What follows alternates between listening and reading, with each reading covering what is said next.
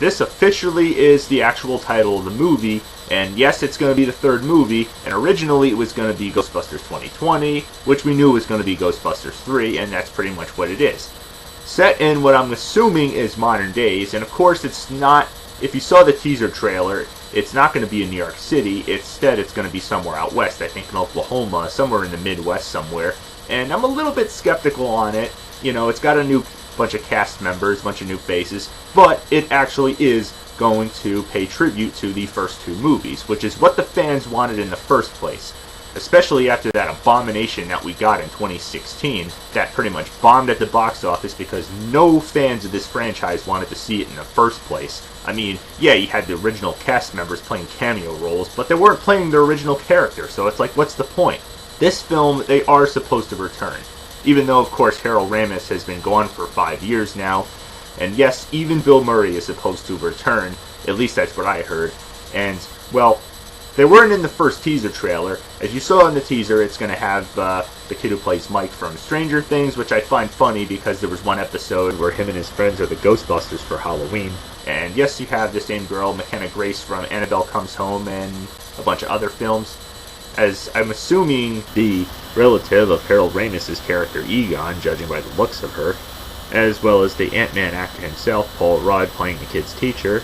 And judging by it, yep, they come across the Ecto-1 and the Ghost Trap and everything like that, so it's great, and it's going to be a great trip down memory lane, you know, a little touch of nostalgia for any fans who grew up with this franchise. And yes, it's going to be directed by the son of Ivan Reitman, Jason Reitman, who, if you saw Ghostbusters 2, he had a cameo appearance as the kid in the birthday party, you know, the one who said, "You guys are so full of crap." But, well, I guess he doesn't think that now because he wants to bring this franchise back to its full glory. I'm not expecting it to be as good as the first two, but I could tell he's probably like, yeah, you screwed up the first time by letting this director of Bridesmaids direct a reboot to this series that nobody wanted, so you know what? Let me handle this. I'm going to bring this franchise back and make it great again. So, yeah. And he's directed some pretty good films. He directed Juno, which I wasn't a big fan of, but he did direct Up in the Air, which was really good, and Thank You for Smoking, so I have faith in him. I don't expect it to be as good as the original two films, like I said before, but we just want something that makes us feel the real nostalgic factor of what Ghostbusters, what made it great in the first place. So, yeah, it might end up like Indiana Jones and the Crystal Skull. All the fans will get their hopes up thinking it'll be as good because it took so long. But in the end, it's probably not going to be. I'm just hoping it's better than that crap we got in 2016. So, make Ghostbusters great again. That's all I'm asking.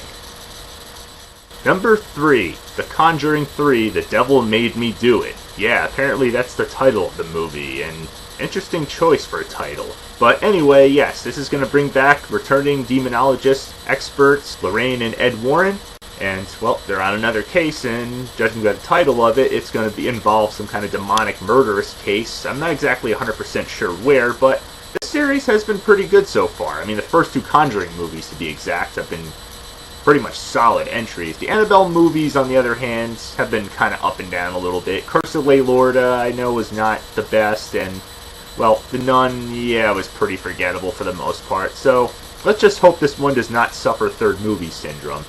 I'm just a little worried seeing how the first two films were directed by James Wan, who's pretty much the master of horror films nowadays, and now he's not directing this one. Instead, it's another director that directed Curse of Lay Lorda, and this is where I'm kind of scratching my head and I'm a little bit iffy on, but if he can show him the roots of how to direct this film series and keep it going the right way so it doesn't suffer the typical third movie syndrome like Alien 3 and all the other unlucky third movies did, then I think we might be in good hands.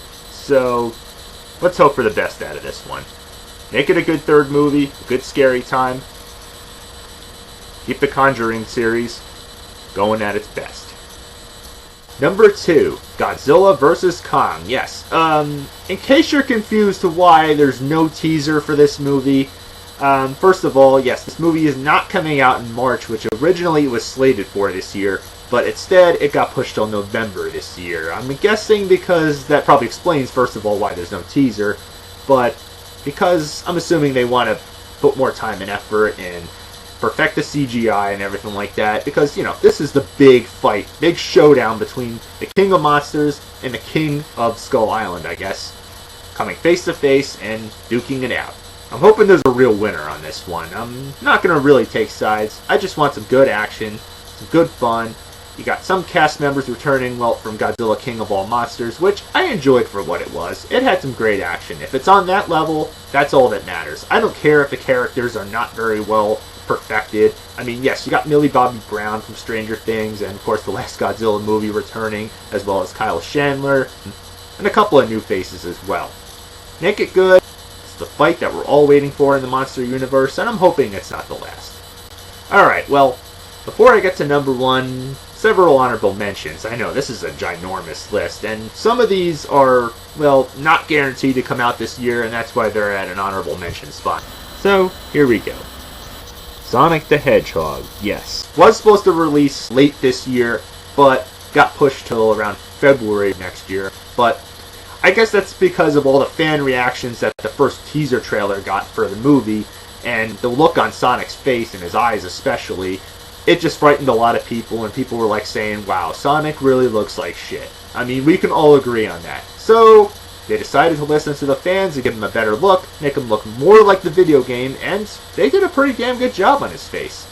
That isn't to say this movie is going to be great. I mean, bringing Sonic the Hedgehog into real life, he's still CGI, and it still looks like it's going to have a lot of corny jokes and stuff. I mean, we've seen this before, brought in real life with real actual people in that god-awful 2006 game, but let's just hope it's at least better than that, per se. But the one thing I really think that still needs work on it is Jim Carrey as Dr. Eggman. They could have made him look a little more like he does in the video games and the TV show. So, again, that's why it's an honorable mention spot. A video game movie, but I'm not getting my hopes sky high on it.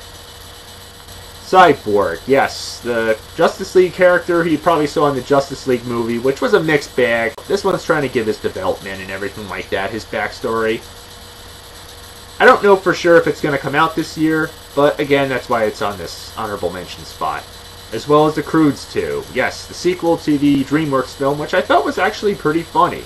It had some pretty interesting references and everything like that. A pretty big voice casting like Nicolas Cage, Emma Stone, and Ryan Reynolds. Not 100% sure if it's coming out, but I know for sure that this sequel is definitely coming out this year. A Quiet Place 2. I loved the first one. I thought it was great. I didn't expect it to be. It had a lot of tension and some slow dialogueless scenes, but it worked. It perfected itself, and it had purpose, and it even had some great ideas and everything like that. It had great suspense and everything like that. Acting was great, even though you really didn't hear much, but it was really good, and it ended on a rather suspenseful and questionable note, and I'm like, that's fine where it should have ended. I mean, it was directed by Emily Blunt's husband, who happened to star in this movie, and in fact, both of them starred in it. But, I don't know. I'm very skeptical on this, seeing that if you saw the end of the first movie, as I just mentioned before, you're probably wondering, what more can they really do with this? I mean, the first film was great because it goes with a sort of a less is more approach, and sometimes they should stop and leave well enough alone at a certain point. They shouldn't go on too much more with what they already have. And I feel like that's what this movie is going to kind of do. But then again, I have heard that it's going to show some prequel aspects, as well as being a sequel. So I'm a bit iffy on that, because as we know, horror film sequels nowadays are hit or miss. So I'm interested, but kind of skeptical at the same time. So I'm 50-50 on this whole idea. But let's hope for the best. It could be good, or it could suck. It could suffer typical sequelitis, as most horror film sequels do nowadays. Let's hope for the best. SpongeBob movie, Sponge on the Run. Yes, the third installment to the SpongeBob franchise, if you can call it that. While I enjoyed the first one for what it was, it's based off a rather silly TV show, and I know that cartoon has really lost its luster over the years, let's face the facts there. The second one had enjoyable moments to it, but the title, of course, was misleading, Sponge out of water, even though he spent only the last 20 minutes of the movie out of the water. Most of it was underwater. And it just had some weird moments to it that just really were questionable. And this one, well, I'm not 100% digging the style of animation. It's almost like Trolls, the DreamWorks film style animation, and that's where I'm getting skeptical. The trailer, though, does look promising. I mean, you got Patrick Star being his usual stupid self and SpongeBob being his typical self. So it could work, or not. Could be a good adventure, or it could just suffer like most of the newer episodes of the show have been. Who knows? Free Guy. Yes. Another one of those movies that exists in the video game world. Well, it's not in a dystopian future like Ready Player One is. It's more like in the real world, the busy world, and it stars Ryan Reynolds. And his humor is tough to explain, but this one actually looks interesting. And yes, it even has the same guy who plays Steve from Stranger Things in there. You can't miss that if you're a Stranger Things fanboy like myself. So, it could be good. Who knows? It could have that Deadpool type of humor to it, even though I'm sure it's not going to be rated R. Or maybe it could be. But either way, I love video games, and this one looks to be right up my alley. And the number one movie that I'm most anticipating for 2020, yep, all you DC comic fanboys out there, and fangirls I should say, yep, Wonder Woman 1984. Yes, that is the title of it, and of course that's the year it's taking place. I just saw the trailer for it, and, well, it is giving me a little bit of that 80s vibe, with the music and everything. It sounds a little kind of a mixture of Stranger Things and, well, looks a little almost like the trailer for Thor Ragnarok, with that synthesizer music and everything like that, because, well, that's when it takes place. It's perfectly appropriate, and it takes place during the Cold War instead of World War I, which the first movie took place in, and, well, as you know, Gal Gadot herself is back kicking some ass once again as Wonder Woman herself, and the main villain is going to be Cheetah, played by Kristen Wiig.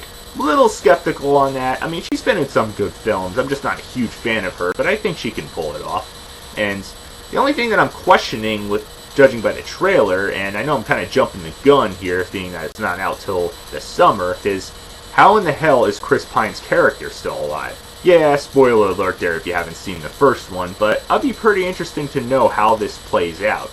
But I'm not doubting this movie. I have hopes that this movie will deliver, because DC comic movies have gotten a lot better over the years, and with Patty Jenkins, the director of the first movie, is coming back to direct this, you could tell that she just wanted to make a great movie. She didn't screw around. She just knew what she had to do, and she did it right. She didn't try to over-feminize it, She didn't try to throw a shit ton of Easter eggs in there and over-convult it like they did with Batman v Superman. She just knew what they had to do, paid tribute to the source material as much as possible, and just did it right. And she made a good, kick-ass, fun movie to watch, and you could tell how much fun they were having on the set of the first movie. So let's hope for the same with this one. Don't disappoint. Make it great. So that's my list right there, people. My most anticipated movies list. It's huge, I know. And also you're probably wondering, wait, no Avatar 2? Well, if you did your research a little more carefully, you'd probably find out that it actually got pushed to 2021. Well, maybe it's just to perfect the CGI and make a really good plot, because, as you know, James Cameron is no stranger to sequels. He's done 2 really good ones. I mean, you're going to expect the best out of this one. Well, okay, I'm not expecting it to be as good as the first, and of course, he's even planning on making up to 5 movies in this franchise. Well, let's not jump the gun here, James Cameron. You're a great director and everything, but come on. Let's just focus on this one for now. Bottom line is, it's not coming out next year. Just be patient. I'm sure it'll be worth it. But otherwise, that's my list right there, people. Till next time, keep watching.